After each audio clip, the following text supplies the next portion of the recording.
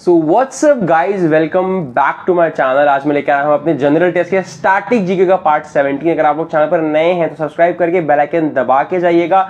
बहुत ही important videos already channel पर आ रही हैं। सीवीटी से जुड़ी हुई सारी अपडेट्स और जामिया एडमिशन से जुड़ी हुई भी सारी अपडेट्स आती रहेंगी आपके। और अगर आप चैनल पर नए हो तो एक बार प्ले सेक्शन में जरूर चाहिए, प्ले सेक्शन में जाकर चेक कीजिए। वहां पर बहुत इंपॉर्टेंट और इन्फॉर्मेटिव प्लेलिस्ट आपके चल रही है। स्ट्रैटेजी वीडियोस भी हैं, इंपॉर्टेंट कॉलेजेस कौन से हैं डीयू की उसकी भी प्लेलिस्ट है, और आपके सारे इंपॉर्टेंट सब्जेक्ट्स का एमसीक्यूज भी आपको मिल जाएगा। आज की वीडियो को स्टार्ट करते हैं। Which is not a central government tax? Income tax, customs, land revenue या फिर कॉर्पोरेशन टैक्स? बच्चों ये सब कुछ सेंट्रल गवर्नमेंट का टैक्स है, बट लैंड का रेवेन्यू सेंट्रल गवर्नमेंट नहीं देती है। Which of the following tax is not shared by the central government with the state? इनमें से कौन सा टैक्स जो है सेंट्रल गवर्नमेंट के साथ सेंट्रल गवर्नमेंट नहीं शेयर करती है स्टेट के साथ?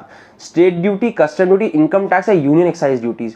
जो कस्टम की ड्यूटी होती है, कस्टम ड्यूटी क्या होता है भैया? जैसे कस्टम यानी जहां पर कार्गो का काम होता है। कार्गो क्या होता है भैया? कार्गो होता है जहां पर इंपोर्ट एक्सपोर्ट होता है, आपका सामान आता है बाहर से इंडिया में, इंडिया से बाहर आता है, वहां पर कस्टम ड्यूटी लगती है।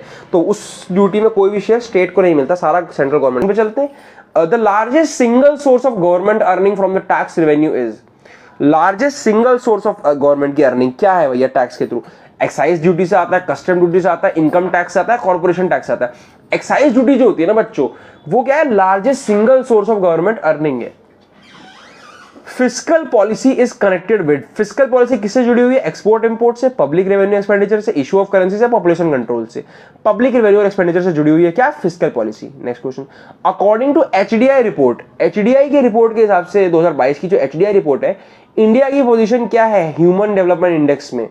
हमेशा गिर जाते हैं हम लोग। 132 यहां दिखा रहा है, और गिर गया होगा 100%। इस बार देखोगे और गिर गया होगा। नेक्स्ट क्वेश्चन, जिसको लेटेस्ट पता है ना वो कमेंट कीजिएगा।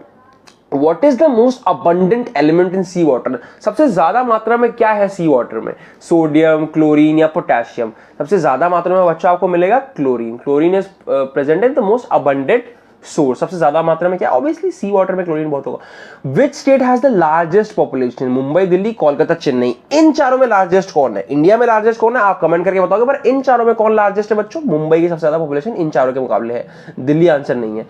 Who are the मोपलाज? मोपलाज कौन होते हैं? क्या ये एक ट्राइब है मध्य प्रदेश की, असम की, या मुस्लिम है केरला की, या फिर वेस्ट बंगाल के? मुस्लिम्स ऑफ केरला, जो केरला के मुस्लिम होते हैं ना, उन्हें मोपलाज कहा जाता है। Next question, where are the Todas found? Todas कहां मिलते हैं? मध्य प्रदेश में, तमिलनाडु में, राजस्थान में, अरुणाचल प्रदेश में। जो टोडा कम्युनिटी है तमिलनाडु में मिलती है। जो बच्चे question, where is the significant concentration of Christian found in India? सबसे ज्यादा अमाउंट ऑफ क्रिश्चियंस कहां पर पाए जाते हैं इंडिया में? सिक्किम में, मध्य प्रदेश में, नागालैंड में, या फिर अरुणाचल प्रदेश में? पाए जाते हैं नागालैंड में। सबसे ज्यादा क्रिश्चियंस कहां पाए जाते हैं? नागालैंड में। Next question, the first partition of Bengal took place under? ये टू प्लेस नहीं होगा, this will be took place. Typing error, it's fine. The partition, पहला पार्टीशन ऑफ बंगाल हुआ था वो किसके अंडर हुआ था? आगा खान, मोहम्मद अली जिन्ना, लॉर्ड कर्जन या Abdul Kalam Azad? I don't think name Aga Khan होगा, but okay.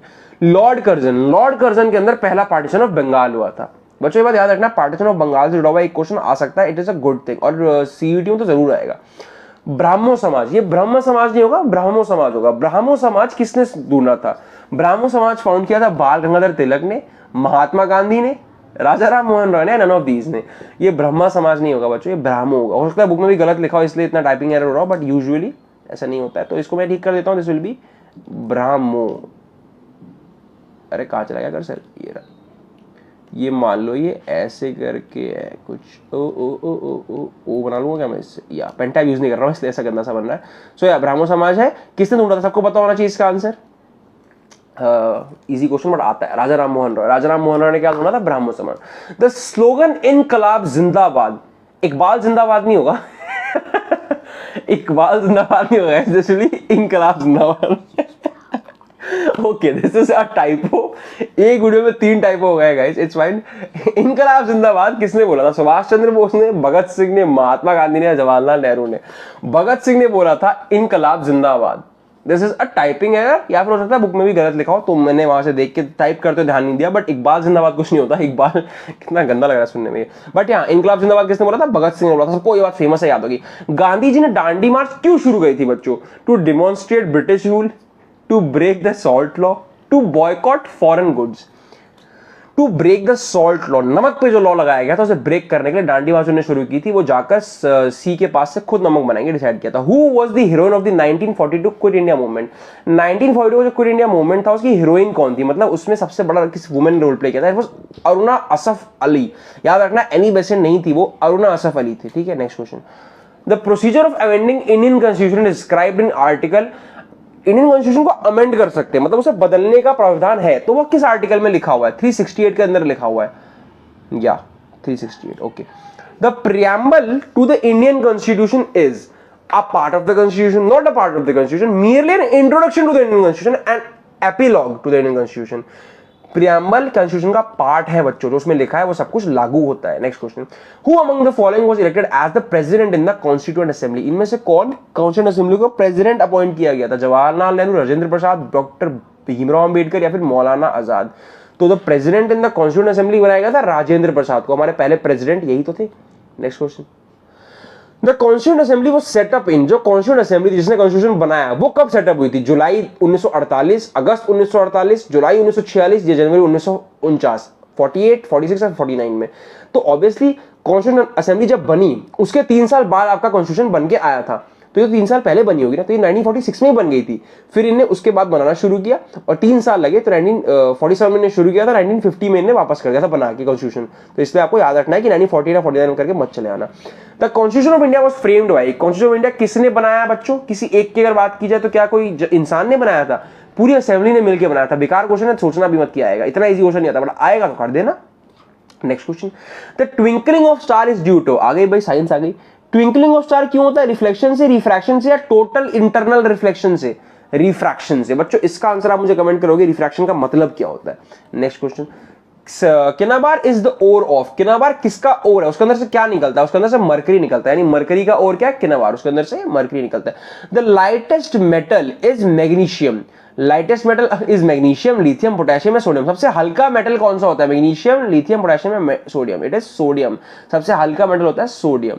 Next question, clotting of blood is due to, कौन सा वो विटामिन है बॉडी के अंदर जो ब्लड क्लॉट कराता है, आपको कहीं चोट लग गई तो खून बहना रुकेगा ही नहीं, ऐसे तो क्लॉट नहीं होगा, तो वहां पर आकर ब्लड को कौन क्लॉट करता है, विटामिन के क्लॉट करता है। Last question of the series, what colours are considered warm colours, warm colours कौन से कलर को कराता है, गर्म जो होते हैं नेचर के, green blue red, red yellow orange, या फिर यहाँ रेड येलो और ऑरेंज को वार्म कलर माना जाता है।